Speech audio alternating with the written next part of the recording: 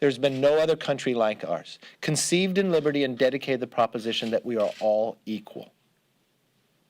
So this 4th of July, every American should pause for a moment to thank God that they were born here, but also double the commitment, regardless of party, that you will bind yourself to pass that freedom and guarantee it to the next generation.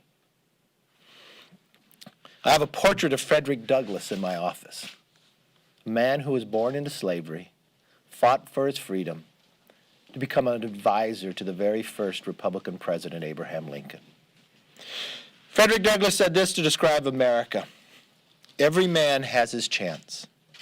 If he cannot be president, he can at least be prosperous. In this respect, America is not only the exception to the general rule, but to the social wonder of the world.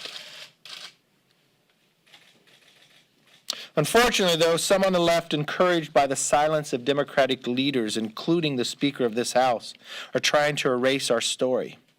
They want to erase our history. Whether it is a monument of Abraham Lincoln freeing a slave or of 4 of our greatest presidents, Democrats no longer view the richness of our country's history worthy. Not only do they want to erase our past, they want to radically change the way we live today. The mobs that Democrats encourage destroy property. They threaten and sometimes even attack innocent citizens. I'll be introducing legislation to withhold funding from states and cities whose leaders fail to uphold the law. The mobs that Democrats encourage suppress speech and punish those who speak out. Democrats encourage it because they think it is a distraction, that their agenda can skate by unnoticed. They see it as a supplement to the radical movement in the streets. But as we saw yesterday, Republicans are fighting back.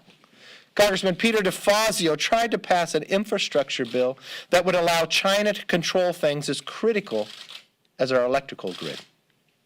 We called them out and we won the vote.